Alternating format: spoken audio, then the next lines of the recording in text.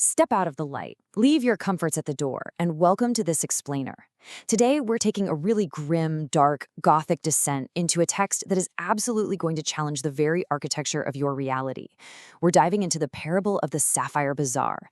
Now, this is a profound philosophical deep dive that uses Fichtean dialogue and Nietzschean concepts to literally dismantle everything we think we know about order, society, and existence itself. So let's unpack this together, but consider yourselves warned. You're going to want to brace yourselves for this one. Let's jump right in with this opening quote.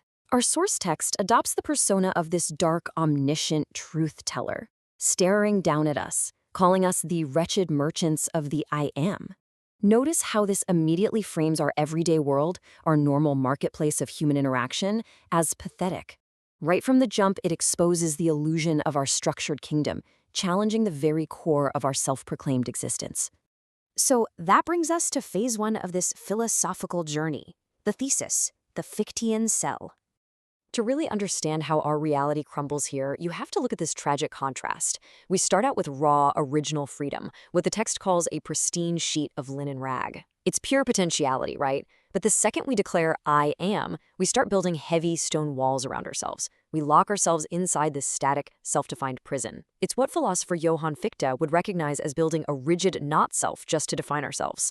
We end up trading in institutional fabrications and hollow iron shells, totally convinced that the rigid lines of our commerce are carved in stone. And that leads us directly into phase two, the antithesis, blinding sapphire light. Because, static structures, they never last forever. The definitive ink lines of our carefully structured lives are about to dissolve. And here's the catalyst for that, the ink blot of high time.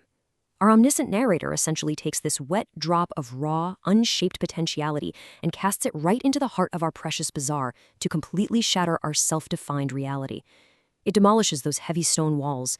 It acts as a form of intellectual honesty so severe and so blinding that the merchants of the marketplace are terrified of it, calling it unclean sorcery. This narrative contamination triggers a literal collapse of everything around us. Those glittering Art Deco towers we thought represented modern progress, completely stripped away by the blinding sapphire light. We watch them crumble into rusted Arthurian armor. Suddenly, we realize our grand society was just a script in this dark Camelot psychodrama, a temporary illusion painted on a really fragile, rotting canvas. Our hollow iron shells are utterly exposed for what they are. And from the friction of this blinding ink, the narrative summons the ultimate agents of destruction, the three spirit siblings. We have wit, hunger, and the small gargoyle. Talk about the worst family reunion imaginable, right? Each one of these entities has a highly specific, devastating function designed to systematically pull apart the rigid architecture of our state. Let's see exactly how they dismantle our world. We'll start with number one, wit, contracts of negation. So we begin with wit, also known as the priestly jester. But hey, don't let the title fool you. This jester is not here to offer comedy for your amusement. Instead, he strides through the bazaar mocking absolutely every righteous law you hold dear. The crucial point here revolves around the 15 concept, the not self the self cannot abide.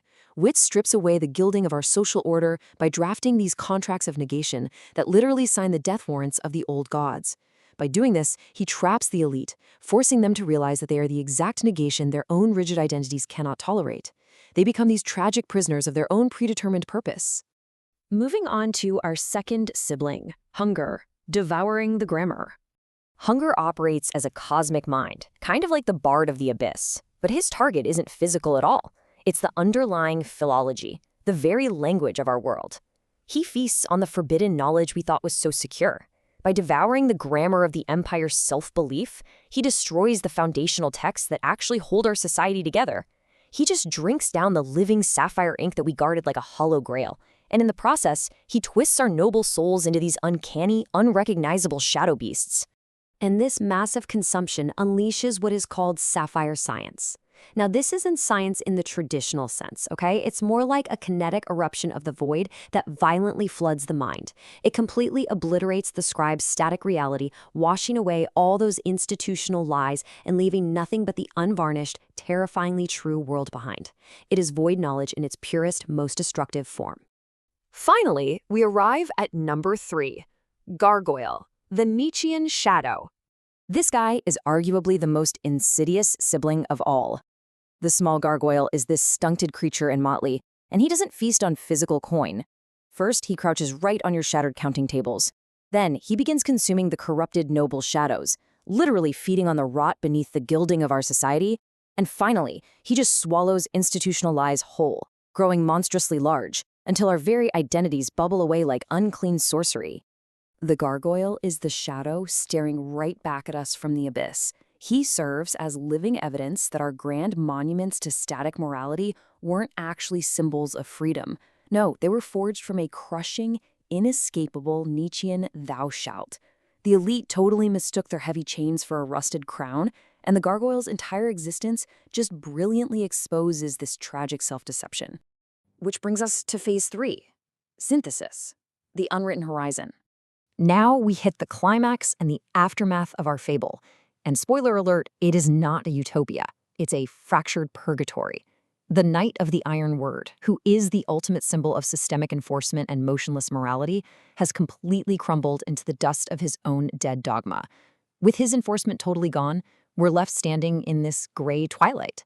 It's a full return to raw, terrifying potentiality, completely devoid of those old scripts that used to tell us exactly how to live our lives.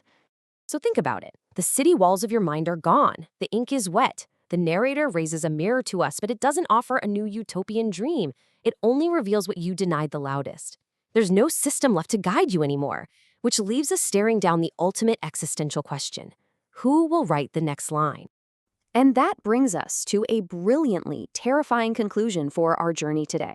The source text tells us that the heavy burden of writing the next line falls squarely upon your own trembling shadow beast hands. With the Fichtean cell destroyed and the Nietzschean chains exposed, you now have absolute freedom. But make no mistake, it is a terrifying freedom. Armed with this new knowledge of the void, you have to be the author of your own existence. If your rigid world completely collapsed today, and you were left holding the wet ink, what exactly would you write?